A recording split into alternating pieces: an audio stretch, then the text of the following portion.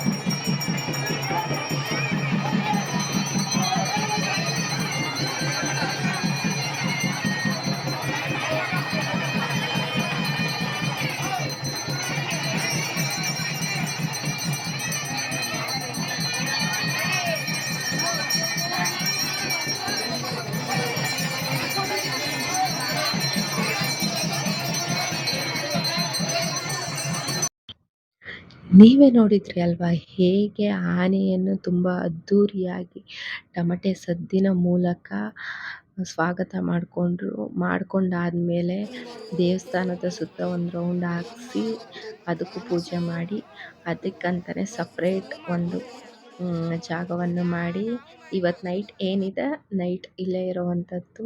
ತದನಂತರ ನಾಳೆ ಬೆಳಗ್ಗೆಗೆ ಅದನ್ನು ಕಳಿಸ್ಕೊಡೋವಂಥದ್ದು. ಹಾಗೆ ಅಷ್ಟರಲ್ಲೇ ನಾವು ಊಟಕ್ಕೆ ಹೋಗೋಣ ಅಂತ ಹೇಳಿ ಊಟಕ್ಕೆ ಬಂದ್ವಿ. ಊಟ ಅಂತೂ ತುಂಬ ಅಂದರೆ ತುಂಬ ಚೆನ್ನಾಗಿತ್ತು. ತಿಂತಾಯಿದ್ರೆ ಇನ್ನೂ ತಿನ್ನಬೇಕು ಅಂತ ಅನ್ನಿಸ್ತು. ಊಟ ಮುಗಿಸ್ಕೊಂಡು ಹೋಮಕ್ಕೆ ಅಂತ ಎಲ್ಲ ರೆಡಿ ಮಾಡಿದ್ರು. ನಾವು ಕೂಡ ಹೋಗಿದ್ವಿ ಹೋಮ ನೋಡೋಕ್ಕಂತ ಹೇಳಿ. ನೀವೇ ನೋಡಿ ವಿಡಿಯೋದಲ್ಲಿ.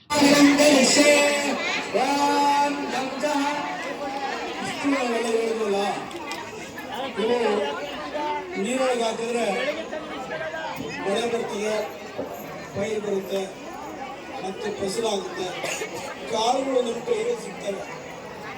ಇವಾಗ ಹೇಳ್ಬೇಕಂತದ್ದು ನಮ್ಮ ಕೈಗೆ ಸಿಗಲ್ಲ. ಅದೇನಂತಂದ್ರೆ ಮೃತ್ಯುಂಜಯ ಒಂದು ಪದಾರ್ಥ ಹೋಗ್ತೀವಿ ಮತ್ತೆ ನಾನು ಇನ್ನೇನು ಆಗೋದಿಲ್ಲ. ಬೆಲ್ಲ ನೀರೊಳಗೆ ಹಾಕಿದ್ರೆ ಕೈಗೆ ಸಿಗಲ್ಲ. ಸಕ್ಕರೆ ನೀರೊಳಗೆ ಹಾಕಿದ್ರೆ ಸಿಗಲ್ಲ. ಉಪ್ಪು ನೀರೊಳಗೆ ಹಾಕಿದ್ರೆ ಮತ್ತೆ ಉಪ್ಪ ಅಂದ್ರೆ ಬರಲ್ಲ. ಹಾಗೆ ಸಿಗ ಇದು ಮೃತ್ಯುಂಜಯ, ಎಲ್ಲರಿಗೂ ಮೃತ್ಯುಂಜಯ ಎಲ್ಲ ಮೃತ್ಯುಂಜಯನ ಪ್ರಾರ್ಥ ಮಕ್ಕಳೇ. ಅಗ್ನಿ ಮುಟ್ಟು, ಜಲ ಮುಟ್ಟು, ವಾಹನ ಮುಟ್ಟು, ಶರೀರ ಮುಟ್ಟು, ಮೃತ್ಯು ಕಂಟಕ ಹೋದರೆ ನಮ್ಮ ಶರೀರದಲ್ಲಿ ವ್ಯಾಧಿಗಳು, ನೋವುಗಳು, ಯಾವುದೇ ಆರೋಗ್ಯ ಸಮಸ್ಯೆ ಇಲ್ಲ, ಸಮಸ್ಯೆಗಳು ನಿವಾರಣೆಯಾಗಲಿ. ನಾವು ಮೃತ್ಯುಂಜಯನ ಪ್ರಾರ್ಥನೆಗಳು.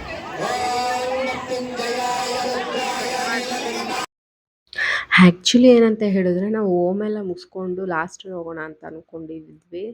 ಬಿಕಾಸ್ ಆಫ್ ಅದ್ರ ಮಾರನೇ ದಿನಕ್ಕೆ ಬರೋಕ್ಕಾಗಲ್ಲ, ಸ್ವಲ್ಪ ಕೆಲಸ ಇದೆ ಅಂತ ಹೇಳಿ. ಬಟ್ ಪಾಪು ಚಂಡಿ ಮಾಡಿದ್ಲು, ಅಮ್ಮ ಕರ್ಕೊಂಡು ಹೋದ್ರು ಫಸ್ಟೇ ಊಟ ಮಾಡಿ.